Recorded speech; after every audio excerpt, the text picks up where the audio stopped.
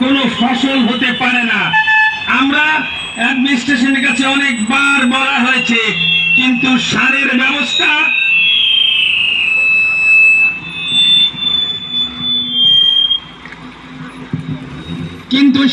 ব্যবস্থা আজ অব্দি হলো না।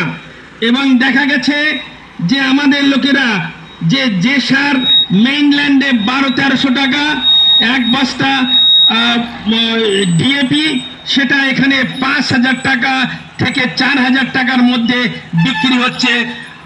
তো এ অনেক অসুবিধার কথা। তো সেই জন্যে চাষিদের যদি বাঁচিয়ে রাখতে হয় তাহলে তাদের সার দিতে হবে। চাষিদের যদি বাঁচিয়ে রাখতে হয় তাহলে সুপারির দাম ঠিক মতন পাওয়ার দরকার আছে।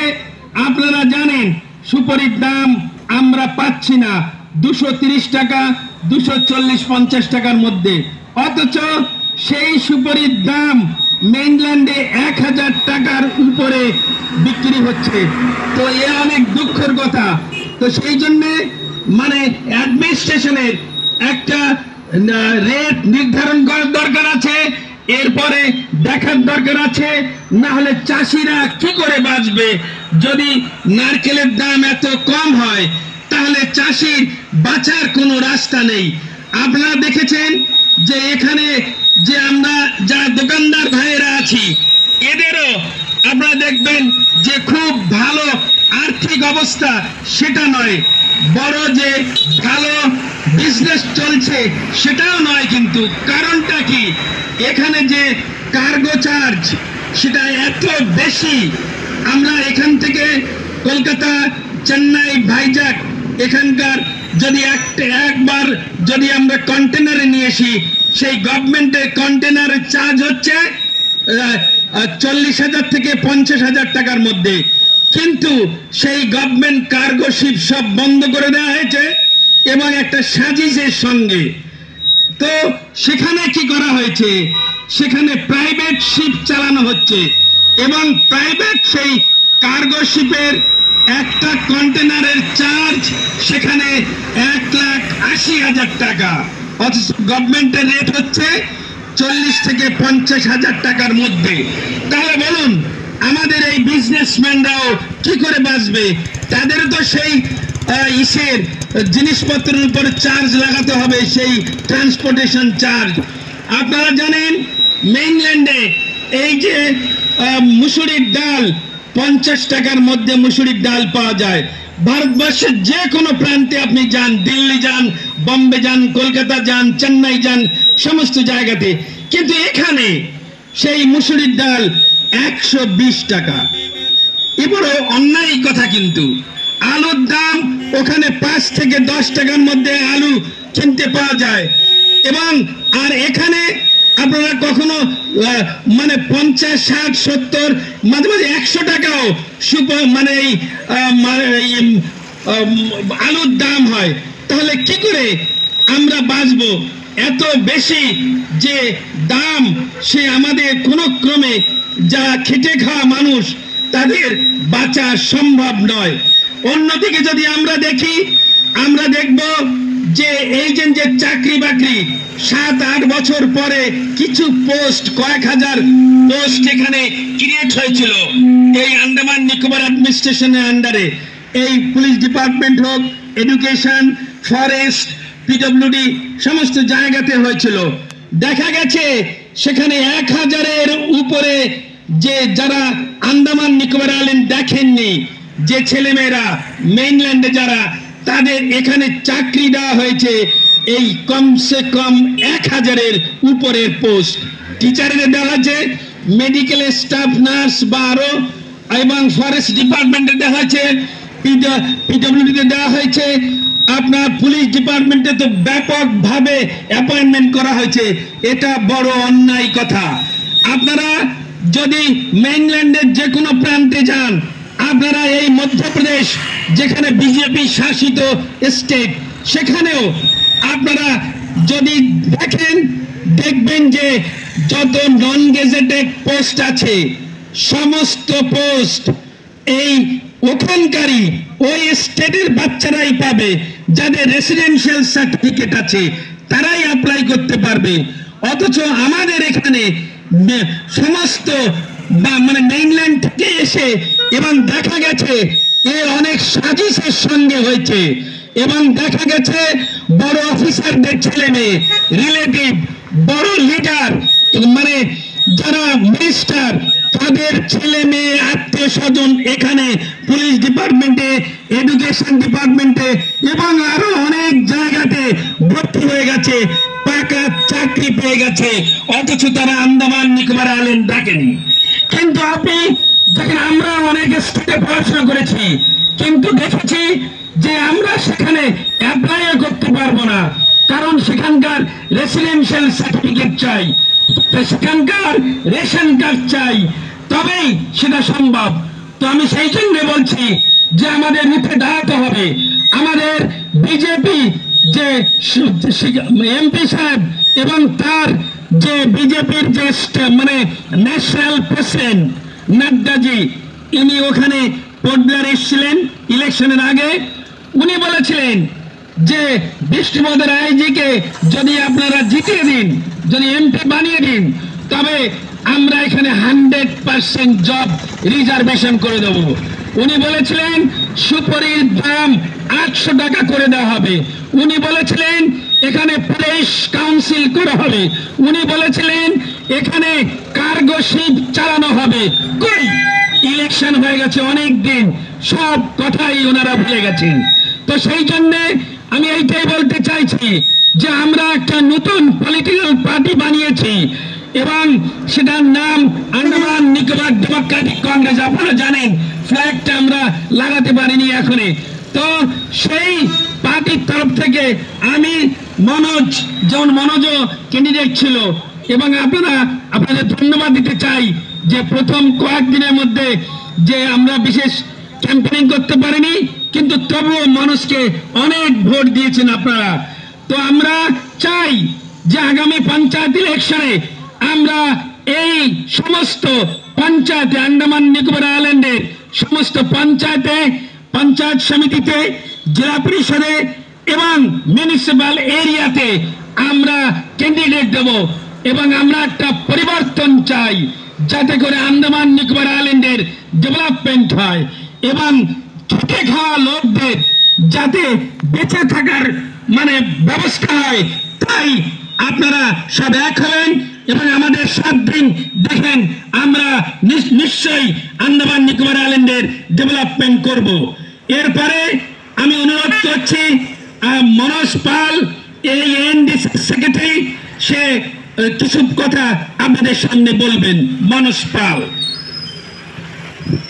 নমস্কার, আমি ধন্যবাদ জানাই সবাইকে। আমি প্রথমবার ইলেকশনে দাঁড়িয়ে 8,500 ভোট পেয়েছি। ইম্পর্টেন্ট কেন কি প্রথমবার যে সময় বিষ্ণুপদ রায় 1991 সালে দাঁড়ায়, ও শুধু 5,200 ভোট পেয়েছিল। তার চেয়ে কিন্তু আমি 17 দিন ক্যাম্পেনিং করে তার চেয়ে বেশি ভোট পেয়েছি। আরও ইম্পর্টেন্ট এ হচ্ছে যে বিষ্ণুপদ রায় বিজেপি পার্টি, ন্যাশনাল পার্টির তরফ থেকে দাঁড়িয়েছিল, আমি কিন্তু আন্দামানের লোকাল পার্টির থেকে দাঁড়িয়েছিলাম। তাই আমি কম টাইমেও কিন্তু ভালো ভোট পেয়েছি। আর আমি এই দিল্লি থেকে আসি আর এসে সবার সাথে দেখা করি আর মিটিং করি। আমি সব জায়গা করেছি সাউথ নর্থ আন্দামানে, যত কম টাইমের মধ্যে, অনেক টাইম কম, তারপরে আমি সব জায়গা করেছি। কিন্তু আমি কেন করছি জানো? আমি করছি কি, বাঙালিদের যদি আজকে বাঁচতে হয় আন্দামান নিকোবরে, তাহলে এক হতে হবে। কেন জানো? একটা হিসাব আমি বলছি। আজকে তোমরা কম্পেয়ার করো, আমরা বাঙালিরা কিন্তু 40-50% আন্দামান নিকোবরে, 5% সরকারি চাকরিও আমাকে নাই। ওই জায়গা মুসলিমরা আছে খালি 5%, ওরা 40% সরকারি চাকরি ধরে ফেলাইছে। 40% সরকারি চাকরি ওদের আছে, মানে কি আমাদের বাচ্চারা ট্যাক্স দেবে, জিএসটি দেবে, আর সারা সরকারি চাকরিগুলো সাউন্ড ফাটাফাটা আসে। আমরা ফাটাফাটা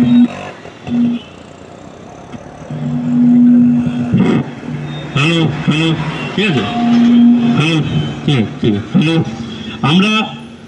আমরা হচ্ছি আন্দামান নিকোবরে কত পার্সেন্ট? 40% পপুলেশন, আমাকে 5% সরকারি চাকরিও নাই। কিন্তু মুসলিমরা পপুলেশন হচ্ছে 5%, ওরা 40% সরকারি চাকরি ধরে ফেলাইছে। কারণ কি জানো?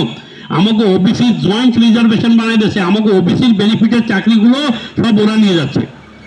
পুরো আমি হরিয়ানা, পাঞ্জাব সব জায়গায় ওবিসি আলাদা reservation, OBC A B C D করে ক্যাটাগরি আছে। ওবিসি রিজার্ভেশন যদি আলাদা না হয় তাহলে কিন্তু বাঙালি বাচ্চারা চাকরি পাবে না। অনেকে বলছে যে বাঙালি বাচ্চারা তো পড়াশুনো করে না, ওরা অটো চালাবে না, লেবারের কাজ করবে না, তো করবে কি? আমি তোমার আরেকটা কথা বলতেছি, তুমি জিজ্ঞেস করো দাঁড়ালে আমাকে ভালো ভালো ভালো ভালো পড়াশোনা করা বাচ্চারা আজকে নর্থ মিডিল সব জায়গায় কিন্তু অটো চালায়। ঠিক আছে বাবা, কেন চালায়? কেন কি এদের সরকারি চাকরি পাবে কি করে? এরা কোশ্চেন পেপার লিক করায়, কোশ্চেন পেপার লিক করায়। তুমিও জানো এই চিফ সেক্রেটারি যে সময় ছিল ওর কাছে মেয়ে পাঠাইতো, মেয়ে না দিতে পারছে ছেলে সরকারি চাকরি করিয়ে দিয়েছে। এখন তুমি কো এখন মেয়ে পাঠাবা নয়তো পয়সা দেওয়া লাগবে। এখন মেয়েও যদি না পাঠাও, পয়সাও যদি না দাও, তাহলে তুমি চাকরি পাবা না। আইএস অফিসার এত বদমাস যে এখন তুমি কো যদি তোমার বাচ্চারা চাকরি না পায় তাহলে অটো না চালাই আর করবে কি ওরা? তুমি একবার যাবা, আমি আসার পরে, আমি আন্দামানে আসার পরে 14-15 তারিখে তুমি একটা ফলের দোকান যারাই বসতো এয়ারপোর্টের পার্ক দিয়ে আমি সব বন্ধ করাইছি। তারপরে রত্ন মার্কেট খালি করাইছি, মোহনপুরা মার্কেট খালি করাইছি, পুরো একেবারে। কেন খালি করাইছি? এর জন্য খালি করাইছি, কেন কি দাও এই বাইরে দিকে রোহিঙ্গা, বাংলাদেশি, বিহারি, মুসলিম এনে এনে এরা কি করতেছে, পুরা পোর্টালে সেটেলমেন্ট করাচ্ছে। কেন সেটেলমেন্ট করাচ্ছে? ভোটের জন্য। জানি মুসলিম ভোট ব্যাংক আন্দামান নিকোবরে বাড়ে, তার জন্য ওরা সেটেল করাচ্ছে। ওরা সেটেল করলে কি হবে? আর ওদের যদি এরকম বসে ফলের দোকান করার জন্য কাম কাজ দেওয়া হয় তাহলে ওরা ভরে ভরে পুরো বিহার দিয়ে, ইউপি দিয়ে, এই বাংলাদেশ দিয়ে রোহিঙ্গারা সব এসে আন্দামানে সেটেলমেন্ট করতেছে। আর সেটেলমেন্ট করলে অসুবিধা কি? মাইনরিটিসে ওগো স্কলারশিপ পায় স্কুলে পড়লে। সব মনে রাখবা, একটা মুসলিম বাচ্চারে সরকারের তরফ থেকে প্রতি বছরে 12,000 টাকা করে দেয়, যা কিন্তু আমরা পাই না, আমরা হিন্দুরা পাই না। তার মানে আমাকে বাদ দিয়ে ট্যাক্স নেবে, ট্যাক্স নিয়ে ওগো বাচ্চাকে পয়সা দেবে। আমরা কেন দেবো দাদাখন? কেন দেবো আমরা?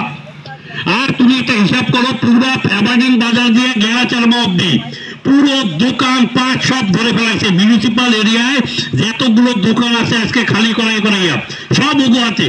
ফলের দোকান দিয়া বিজনেস সব ওগো আছে। কেমন করে করছে আমি বলতেছি। আগে সরকারি কার্গো চলতো, ওরা কি করছে? সরকারি কার্গো বন্ধ করছে, বন্ধ করাইয়া আজকে মোহাম্মদ জারওয়েট, মোহাম্মদ পারভেজ কার্গো চালায় কলকাতা দিয়ে পড়লা রুটে। এখন কি হয়েছে? যে সরকারি কার্গোতে এক কন্টেনারের রেট ছিল 40,000 টাকা, আজকে এক কন্টেনারের রেট আছে 1,80,000 টাকা। কি করছে? কংগ্রেস করছে না বিজেপি করছে? এই দুজনে মিলে করছে। কি করছে? সারা বিজনেস উপরের মহলের যত বিজনেস আছে সব মুসলিম গোয়াতে দিয়ে দিচ্ছে। এখন কি করে? ওরা কি করতেছে? পুরো বিজনেস করতেছে আর আমাদের বলদ বানাচ্ছে। ওরা কি করে? 5 টাকার আলু যা মেলান্ডে 5 টাকা, এই জায়গায় না 80 টাকা, 100 টাকা, 120 টাকা করে বেচতেছে। তোমার কেনাই লাগবে। কেন কি? ওরাই এখন যা রেট ফিক্স করবে সেইটা কেনা লাগবে। সুপারি নারকেলের দাম একটু যাই হিসাব করো, মেনল্যান্ডে সুপারির দাম আছে 900 টাকা করে কেজি। আমাকে এই জায়গায় যে বাঙালিরা চাষবাস করে তারা সুপারি বেচে কত করে? তারা সুপারি বেচে 250-210 টাকা করে। তার মানে ওই কার্গোওয়ালা সব মানিয়ে নিয়েছে। কেন মারতেছে? এই মোহাম্মদ জারওয়েট, মোহাম্মদ পারভেজ। বিজেপি কি কয়? আমরা তো হিন্দু পার্টি, আমরা হিন্দুদের জন্য কাম করছি। যদি হিন্দুদের জন্য বিজেপি কাম করতো তাহলে কার্গো মোহাম্মদ জারওয়েট আর মোহাম্মদ পারভেজের কেন জিজ্ঞেস করো যাইয়া। ওরা বলে কি আমরা তো হিন্দু পার্টি। যদি বিজেপি হিন্দু পার্টি হইতো তাহলে সিএ আর এনআরসি লাগু করার কথা ওরা আন্দামান নিকোবরে বলে না কেন? বিজেপি কোনোদিন বলবে না যে আন্দামান নিকোবরে সিএ আর এনআরসি লাগু করাও। কেন বলে না?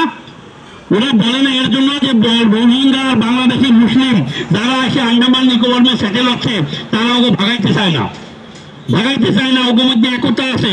ওরা পুরো সাপোর্ট পায় আন্দামান নিকোবরে। কোনদিন তুমি বিজেপির নেতারা জিজ্ঞেস করো, কোন নেতা পর্যন্ত আন্দামানে বলছে যে সিএ আর এনআরসি আন্দামানে লাগু করো?